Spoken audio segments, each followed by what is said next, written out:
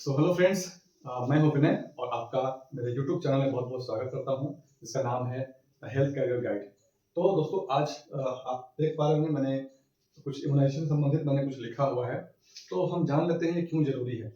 आज के दौर को देखा जाए तो इतनी बीमारियां हैं, इतने रोग हैं कि बच्चों को अगर ये टीका ना दिया जाए तो बच्चे आगे जाकर उनका स्वास्थ्य सही नहीं हो सकता है, खराब हो सकता है, क्योंकि पहले और अभी की बातें बहुत फर्क है। तो स्वास्थ्य विभाग ने कुछ शेड्यूल जारी किए हैं, ये बहुत सालों से बच्चों को दिए जा रहे हैं, लेकिन हमें पता नहीं है बच्चों को क्या सुई दी जाती है। अगर कोई हेल्थ में काम करता है या किसी इम्यूनाइजेशन के बारे में जानकारी चाहता है या कोई एग्जाम की तैयारी कर रहा है तो वो जान ले कि रूटीन इम्यूनाइजेशन क्या है, क्यों जरूरी है और कब कब ये दी जाती है।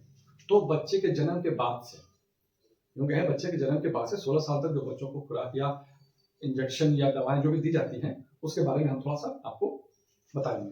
तो सपोज पहले जब बच्चा जन्म होता है तब उसको कौन कौन सी इंजेक्शन पड़ते हैं। तो बीसीजी, हेपेटाइटिस और ओपीवी। ये क्या है? बीसीजी बर्थ डोज है, हेपेटाइटिस जीरो डोज है और ओपीवी जीरो डोज है। जीरो डोज का मतलब क्या होता है और बर्थ डोज का मतलब क्या होता है, ये जान लीजिए। जीरो डोज का मतलब ये होता है कि एक तय समय तक बच्चों को दी जाती है, उसके बाद ये सुई दोबारा नहीं पड़ता है। बर्थ डोज मतलब कि आगे भी पड़ सकता है बच्चों को, ठीक है। तो जान लीजिए कब कब दिया जाता है बीसीजी। तो बेसिकली जो बीसीजी है ये क्षय रोग से बचने के लिए, इसको हम लोग टीबी बोलते हैं, है ना, ट्यूबरकुलोसिस से बचने के लिए बच्चों को जन्म के समय दी जाती है। तो जब बच्चा जन्म होता है तो उसको ये बर्थ डोज कहते हैं और ये इंट्राडर्मल में दिया जाता है। इंट्राडर्मल मतलब क्या होता है कि बीसीजी जो आपको स्किन के नीचे, आपको ठीक बाह के ऊपरी हिस्से में, आपको सिर्फ चमड़े के नीचे में वो दी जाती है।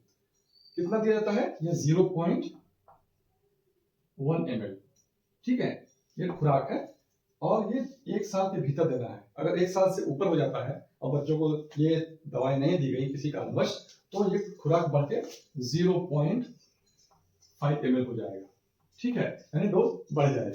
समझ गए? अब आते हैं हेपेटाइटिस का जीरो डोज के बारे में। हेपेटाइटिस का जीरो डोज ये इंट्रामस्कुलर, यानी कि आपको बच्चे के थाई में दिया जाता है। 24 घंटे के भीतर ये आपको पड़ जाता है, ठीक है। ये इंजेक्टेबल है, इंट्रामस्कुलर आपको बच्चे को पड़ जाता है, यानी कि थाई में दिया जाता है। तीसरा है आपको ओपीवी जीरो डोज, यानी ओरल पोलियो वैक्सीन का जीरो डोज। ये 2 बूंद दिया जाता है बच्चे के मुंह में, ठीक है। 2 बूंद खुराक बच्चे के मुंह में दी जाती है, ओरल है और ये 15 दिनों के भीतर आपको बच्चों को देना होता है। इसके बाद भी बच्चों को पोलियो का टीका दिया जाता है, लेकिन ये खुराक बढ़ जाता है, ठीक है। तो ये हो गया आपको बर्थ डोज और जीरो डोज। आइए जानते हैं आगे बच्चों को क्या सुई दी जाती है। दोस्तों समय को बचाने के लिए, कम करने के लिए मैंने बकायदा ये लिख दिया है ताकि मैं आपको एक्सप्लेन कर सकूं।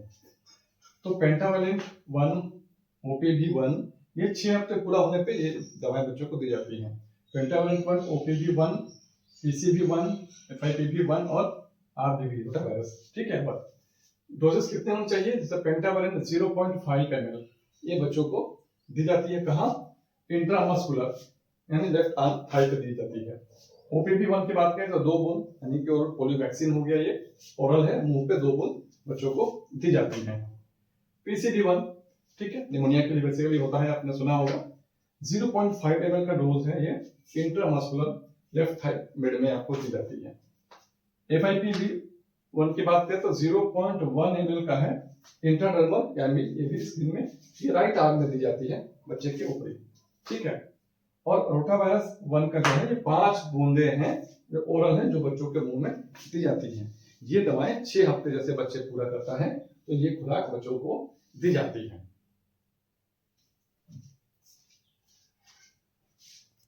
कि 10 हफ्ते के बाद बच्चों को कौन सा वैक्सीनेशन होता है, ठीक है। तो यानी कि आफ्टर 10 वीक्स, ठीक है, यानी कि 10 हफ्ते के बाद बच्चे को कौन कौन सा वैक्सीनेशन होता है। जैसे कि ओपीवी सेकेंड, ठीक है, पेंटावायलेंट का सेकेंड डोज, रोटावायरस का भी दूसरा डोज, और ये 3 जो है ये इसको लगना है बच्चों को। कौन कौन सा? ओपीवी का दूसरा, पेंटावायरन का दूसरा और आरबीवी यानी रोटा वायरस। ठीक है, ये तो पता है आपको। ओपीवी यानी कि ओरल पोलियो वैक्सीन, ये 2 बूंद सीधा मुंह में। ठीक है, उसके बाद पेंटावायरन आपको मालूम है, ये आपका थाई में यानी कि बाएं पे पड़ता है। और रोटा वायरस जो है आपको ये 5 बूंद मुंह में दिया जाता है। ठीक है, तो कुल मिलाकर ये आपको 10 हफ्ते के बाद पड़ता है। अब जान लेते हैं